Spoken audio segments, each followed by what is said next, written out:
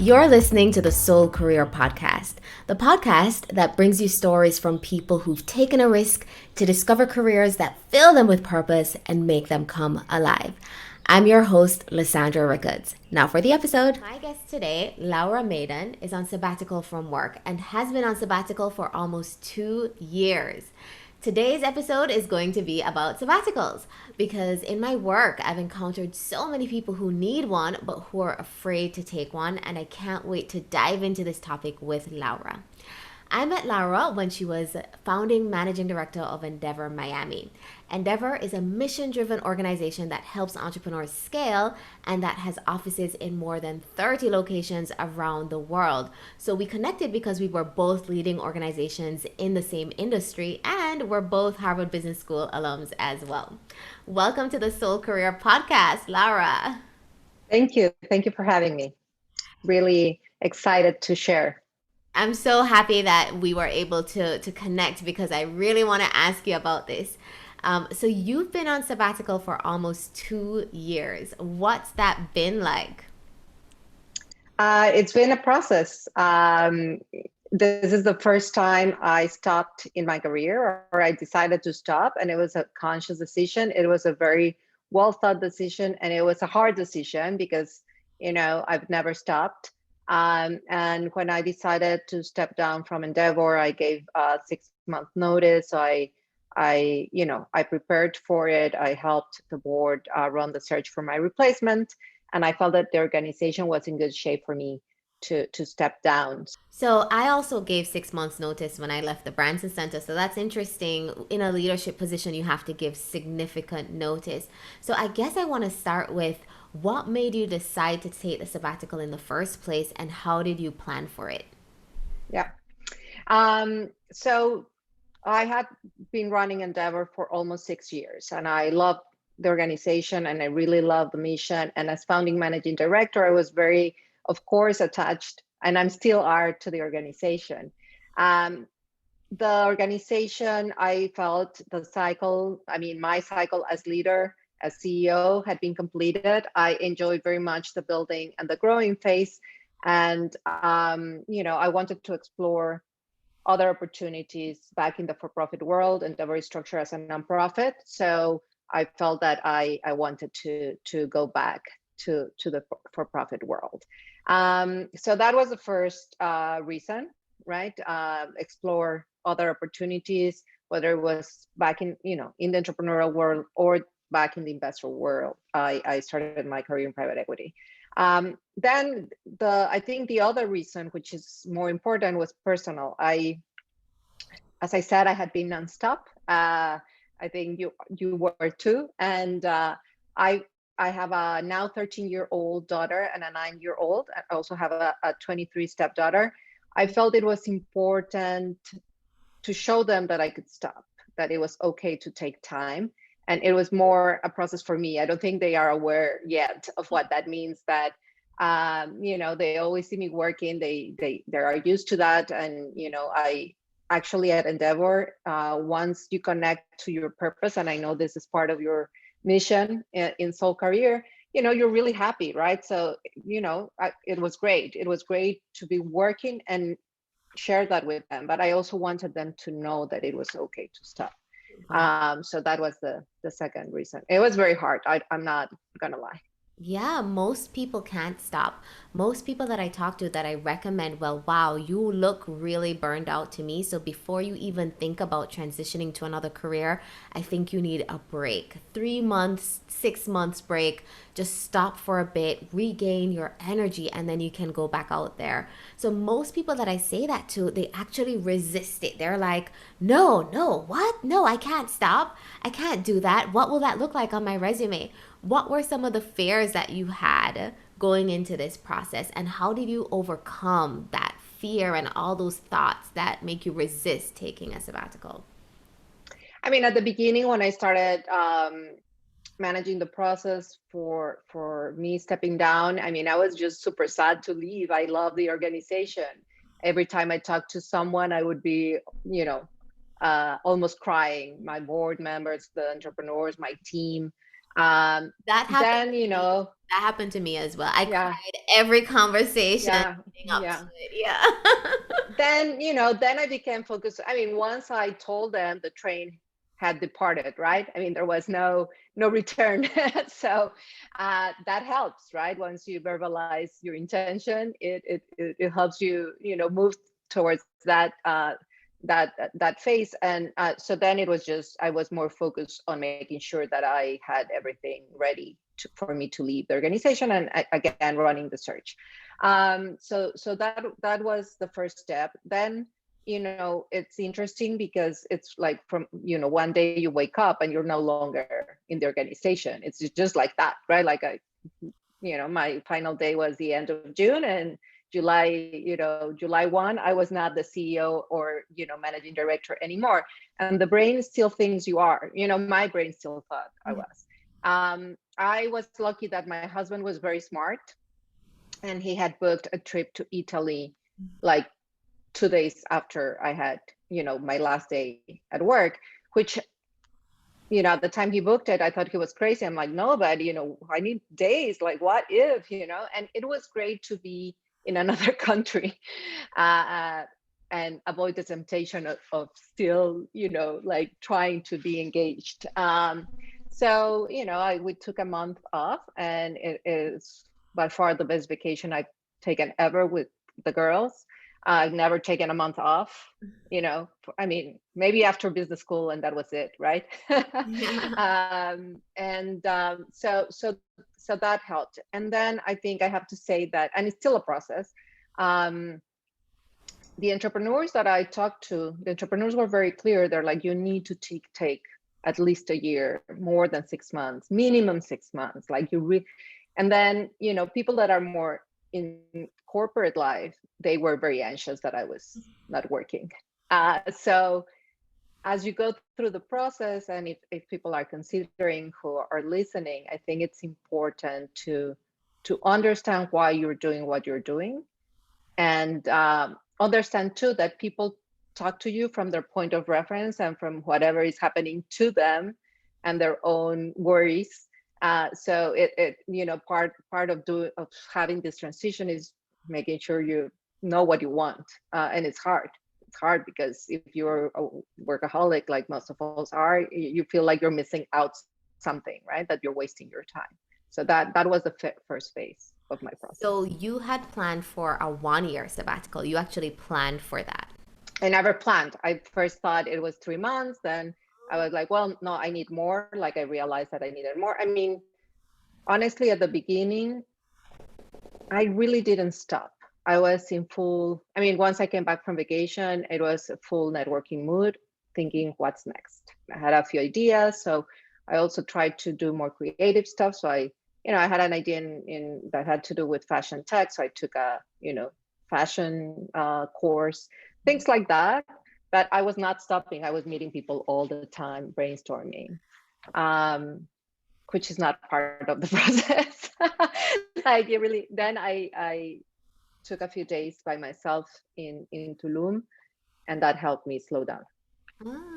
Interesting. So you had left Endeavor planning to go pretty much take that month off vacation and then go back into the job search, networking as Yeah. you're looking for a new opportunity.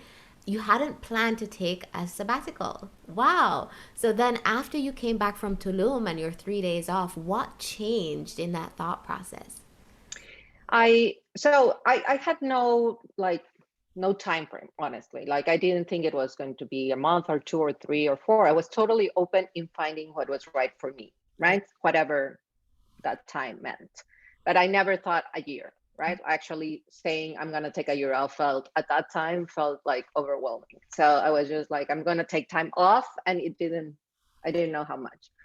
Um, so it took me from, let's say, July to October, I took that trip. So the first 3 months I was still, I mean, I would wake up and think I was working like that, especially the first weeks. Thankfully I was on vacation in Italy, but I would like check my phone, and like, nobody was emailing me, thankfully. So then, back in Miami, always reaching out to people, generating ideas, thinking, trying to find what was my purpose. Then October, it helped that it's the end of the year.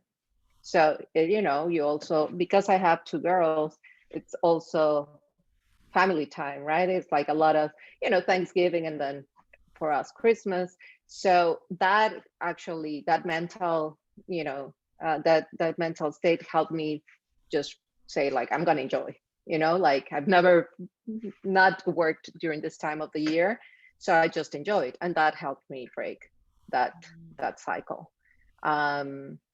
So that was the first 6 months, basically. Right. So that took you to December 2019. And then in 2020, the pandemic hit. So what did you think? Like, you thought, okay, I'll start again at the beginning of the year. And the beginning of the year came and a pandemic hit. So what happened then? Right.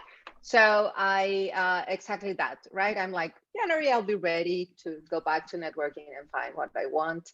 I mean, I never really. I mean, I'm a natural connector, so I'm always talking to people, but the rush was different, right? I was in a rush, right? I think COVID, honestly, pandemic was, I don't think it's good. It was good for everyone, but in my case, it helped me completely, completely focus on the things I needed to do and I wanted to do, right? So the world shuts down in March, and it shuts down. It, like I was here. My grandma was here visiting, and she got stuck. I mean, I did not leave her, wanted her to leave. So that made it very, very easy to just be with the girls, be with my grandma. I mean, I was still doing online virtual things, but I was very lucky and I was very blessed that I was not running anything, because I felt, I didn't have that burden. So, I started really focusing more on the things I wanted to do. So exercise, meditation. I wanted to learn guitar, so I took guitar, like really things that I was not doing. So yeah, I mean, since then, I just been enjoying one step at a time, and and really defining what moves me and what I want to commit to moving forward.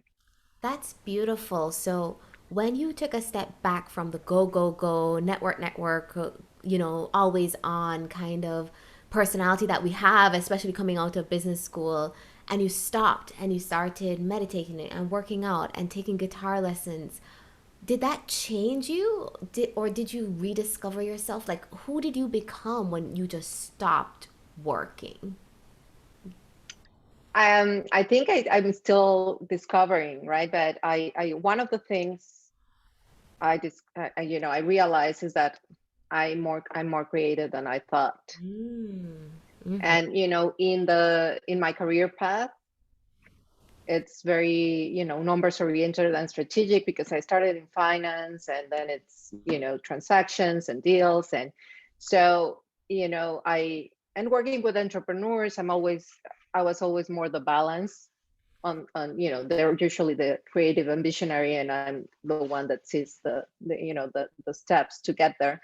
So it was nice. It was nice to see, like, no, I actually enjoy being creative and letting that appear. Um, what else? I think it's just being more grounded, Yeah. and also understanding that, you know, in your life, you're the manager of your own life. And, a lot of people have many opinions. And I think that was the hardest part, actually, because people, the expectations of others, especially in high career profiles, like, like we've been, people have the expectations, and people tell you you're wasting your time, you're gonna miss the boat, like all these things. And you believe it too, right? Like I believe it too, right? Like I was worried. That so it has taught me to really be thoughtful and aware of what my needs are and how I'm going to fulfill those. And again, it's not perfect. Yeah. My close friends know that I I go back and forth. It's a cycle, right? It's not linear. Right. But I think one other thing I learned, I always knew it, but I've had it more conscious, and I think I made it more conscious as I moved towards my decision of what I want to do. Is I open this space with my girls, and it's a space that I'm not willing to give up. So how do I create or maintain that space while I jump into another opportunity, right? So That's that's what I've been working on. yeah.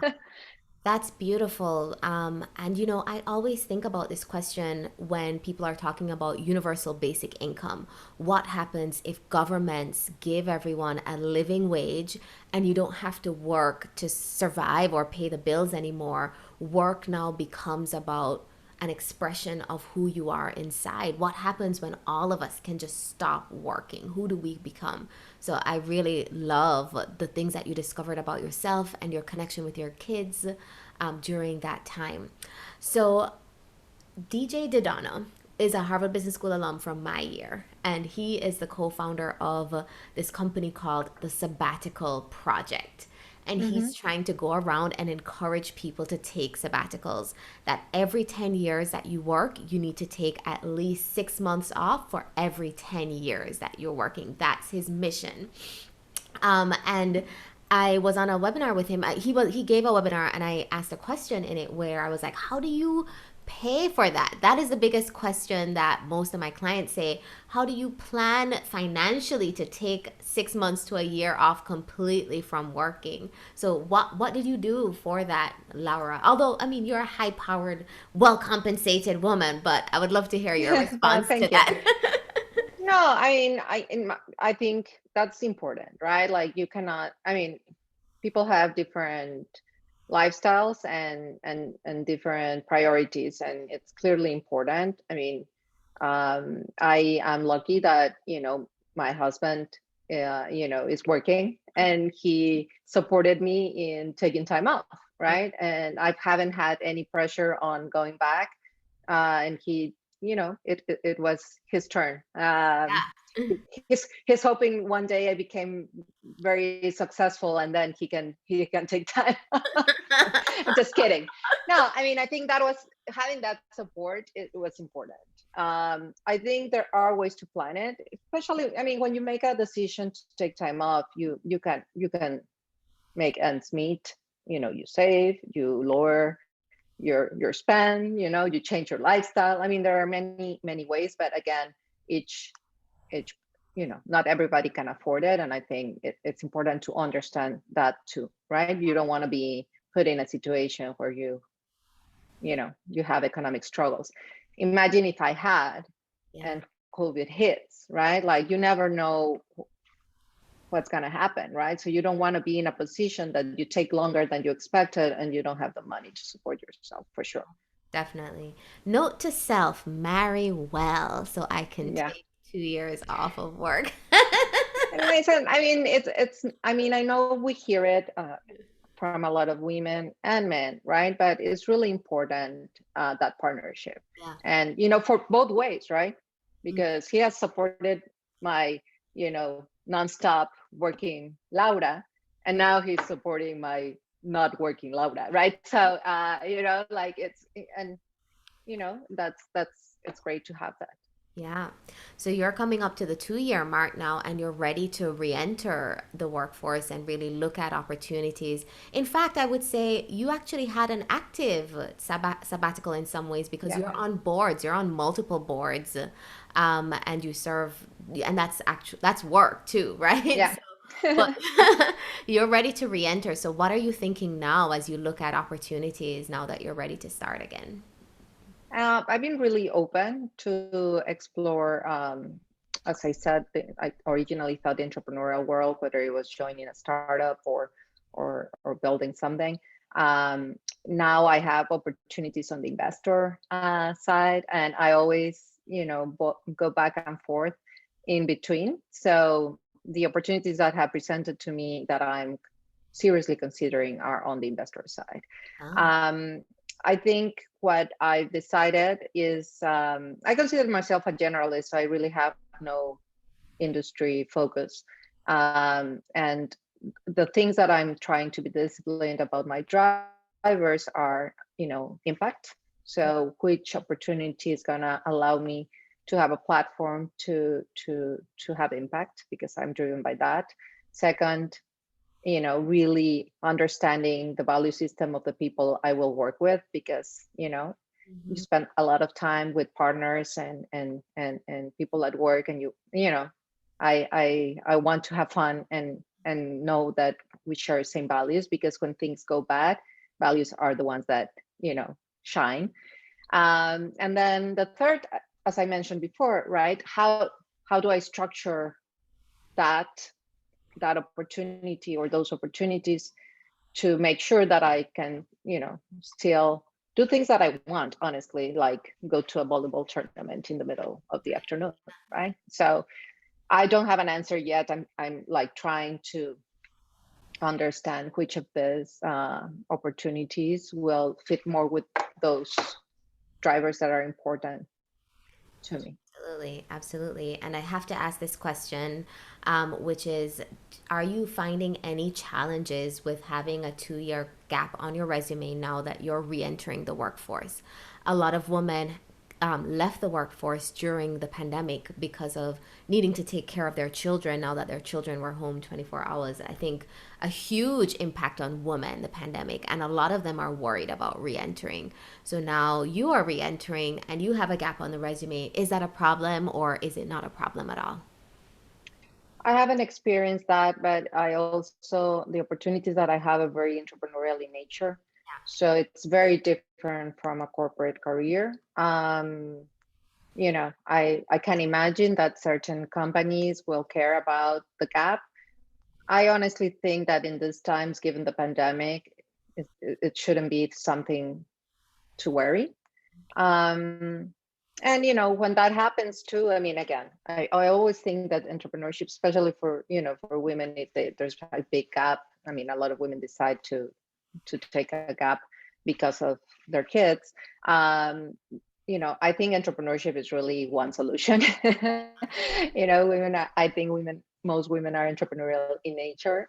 We manage a lot of things at the same time. Also, you have to be flexible, right? So in talking about career journeys, it's understanding what path, and different paths take you to the same place. So it's just being flexible about the opportunities that present and being patient. I think, I when I took the decision, when I made the decision to step down, I have a coach who she was helping me since I, probably 2 years after, 2 years at the end of my endeavor,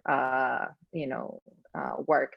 And she always used to say, and I think it's right, like, what's the worst that can happen? I'm like, the worst that can happen is, if I really need the money or I really need to work, I do whatever, right? Like, when you think about that, you put things in perspective, right? But then again, I haven't made any decision. I'm fortunate to have, again, some offers, but I also, and which, by the way, I hadn't pursued. So I think I'm lucky about that, but I haven't made a decision yet. So I guess there can be a second part about whether it was a challenge or not. I think it's more a challenge in getting back to the rhythm. Ah, So, like, if I think about a full-time job, it's like, okay, am I ready mentally to go back to that rhythm? And then, which yes, I am, but I need to think about that. on. And as you said, I very purposefully been active Yeah. part-time, managing my time with advisory boards and a public board, which keeps me engaged and working as well. Exactly. And what I've picked up on some of the things you've said is that your network is really the one presenting you with opportunities. And you have been active in cultivating that network as well, and meeting people and talking to people even on sabbatical, which I think is a really important point for people returning to work after a gap. Network your way into the next opportunity. Don't just rely on the traditional corporate approach if you have a gap that you're re-entering from, I would say. I mean, and I think that is true for any transition, even if you don't take a gap, right? Like if you, I mean, I remember back then, HBS job recruiting, right? People will tell you that 95% of the jobs come from people you know. Yeah. So that is true through life. Exactly. So let's go back to the beginning and learn a little bit more about who you are, Laura. So where were you born? Where did you grow up? You live in Miami now. I think we've kind of hinted at that. So how did that whole journey happen? I grew up in Mexico City. I went to university there. I started working in a small investment bank that was focused on private equity investments, and that was my introduction to private equity. Then Ignia? I very Was that say Ignia? that. No, I actually know Alvaro, but no, it was called Protego and is now Evercore. Okay. It was one of the first, I think, boutique investment banks doing that. And I then was lucky to go to to HBS very young. I was very young, Me too. um, which has its pros and cons, but it was great for me. And then I joined private equity firm in Chicago, and back to the networking. This fund I had met the partners working on a road show while I was in Mexico. So I mean, at the end of the day, it was great because I had my summer there, and then I had an offer to return, so I enjoyed my second year. So I started in private equity. I thought I was going to stay and build a career there. Working with Latin America, there's always crisis, and the early 2000s crisis made the fund close. So very, and that was true for, I mean, I'm class of 2000. So for our generation, it was like we were at the top, and then everybody was at the bottom very quickly in terms of markets and offers and availability, similar to what maybe people that are graduating now were experiencing And in last year, 2010, right? I'm class of Yeah, 2010 and I you graduated too. in a financial crisis. So True. those of us who graduated 2000, 2010, and 2020, we graduated in crises. Yeah, Yeah, yeah, yeah. right. Funny. Yeah, exactly 10-year cycles.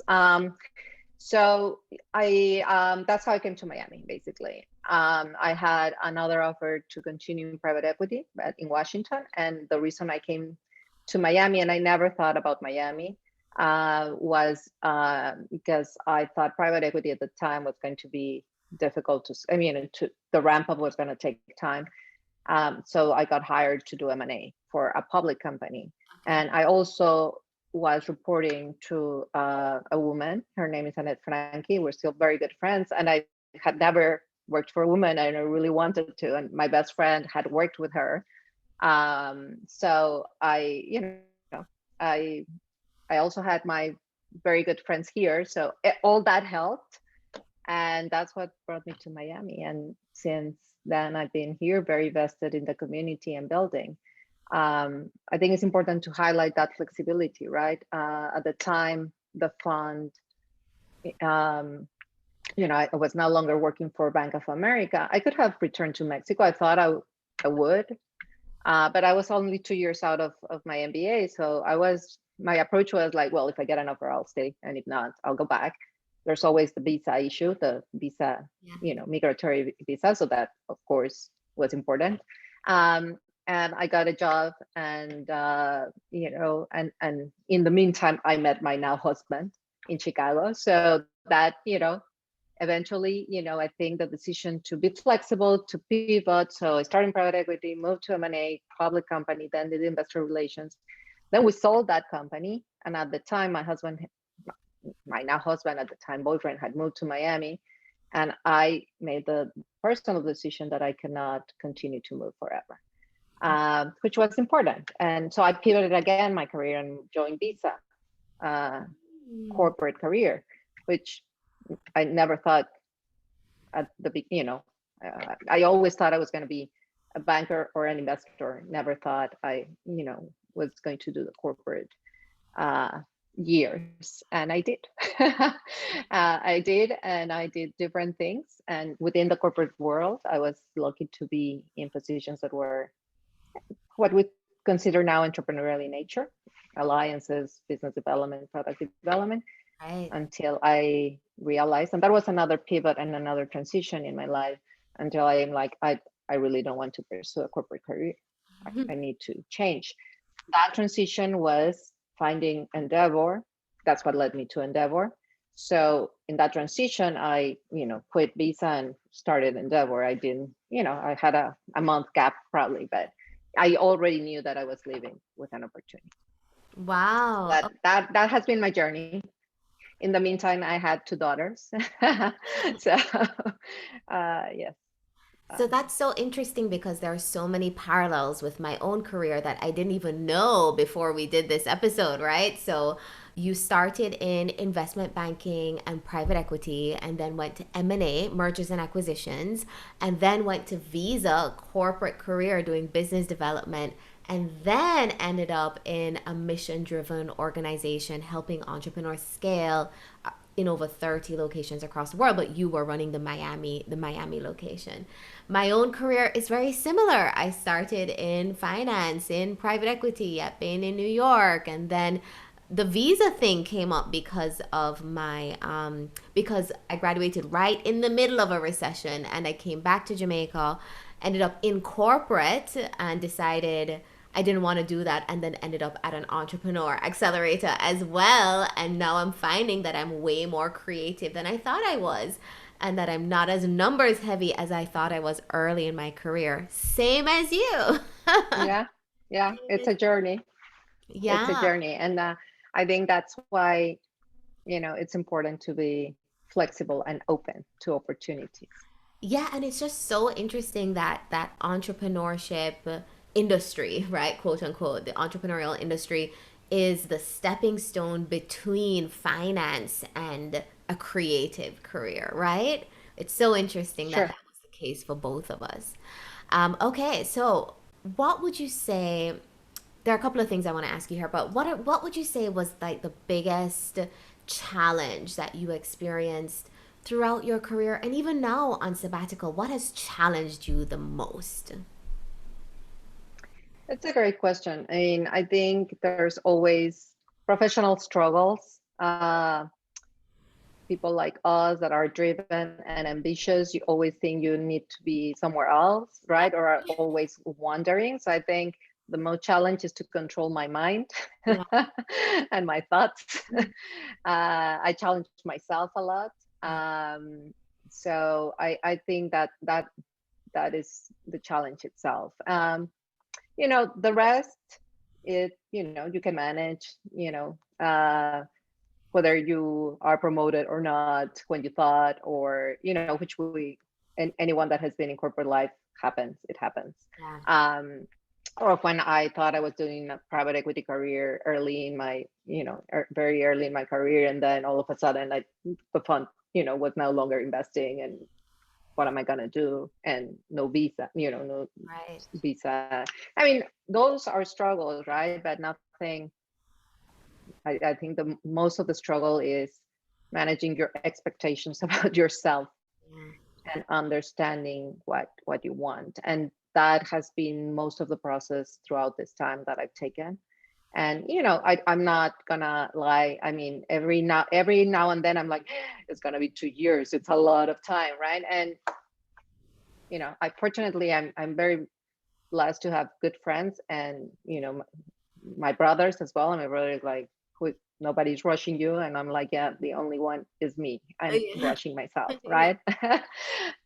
So that I think it's the most important thing. Right, absolutely. And that happens with me as well. It's like I push myself so hard, and everyone is like, just chill, just relax. You have your whole life, right? But we have this, we come from this institution and that is pumping out peers that are 100 millionaire and billionaire. Like one person in my class just became a billionaire last year and in the pandemic. And so we have this internal drive to be like, well, I have to do as well as my peers. Yeah. Right? Yeah. So if I counted correctly, the number of years between when you graduated from business school and when you started your sabbatical, was that 18, 19 years? Yeah. Yeah. Before Yes. I mean, taking, 2019, exactly 19, because I graduated in 2000. So right. So 19 years without taking a proper break. I just want to pause and say that is crazy as human beings that we all think this way, that our career is supposed to take 40 years with no break. And then we take a break when we retire in our 50s and 60s. That's when we take a break. When we take a step back from that, doesn't that just seem crazy? Right? it Yeah. is. I Right. mean, the only breaks I took was when I was on maternity leave, right? Which I on purpose extended on, both. I mean, both extended to 4 months, which is not a lot because that's what corporate life gives you. But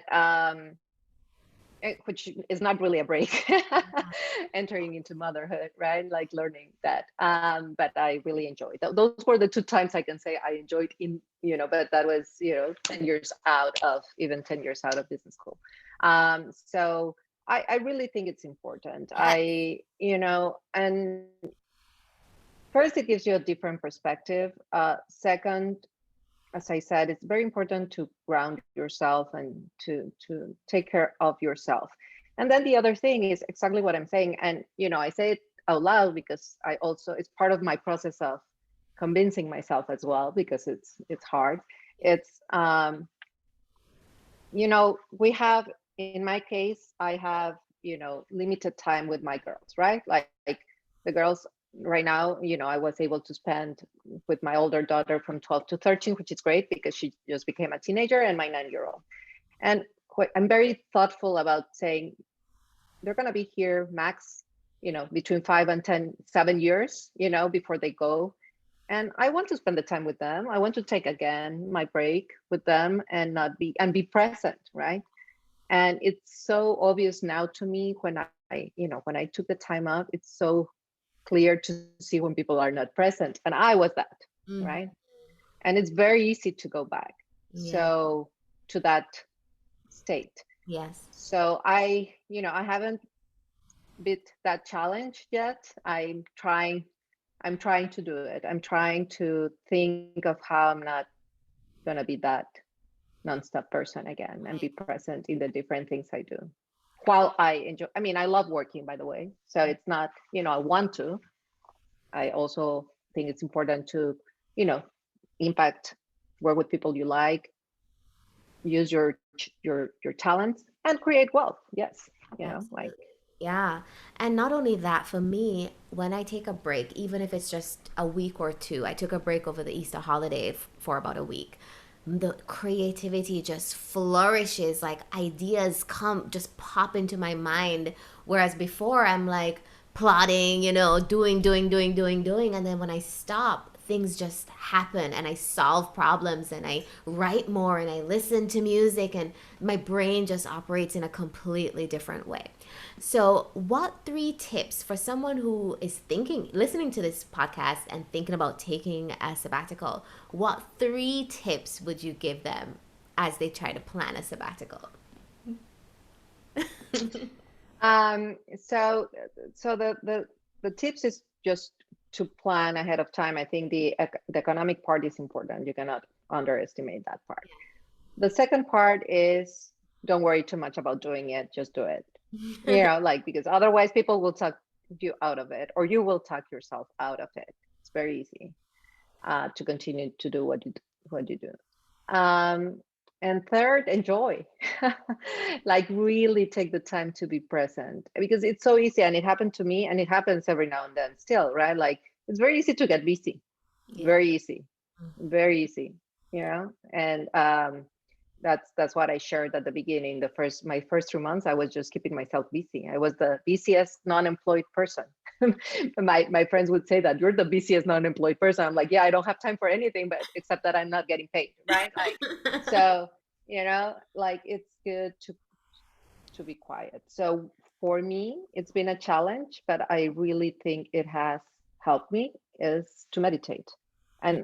And I started this transition saying I cannot meditate. I don't have the patience. I cannot stay like for 5 minutes, right? Like, and I've tried different styles and types of meditations, and now I don't do it. I'm still not at the point where I do it every day, but I really notice the difference when I'm doing it and when I'm not. And Yeah. it's the discipline to stay quiet, which is hard. Yeah. Beautiful. So your three tips are: one, plan for the economic part; two, just do it, just pull the trigger, just start; and three, once you start, stop working, stop being busy, just be quiet Be and relax into it and enjoy it.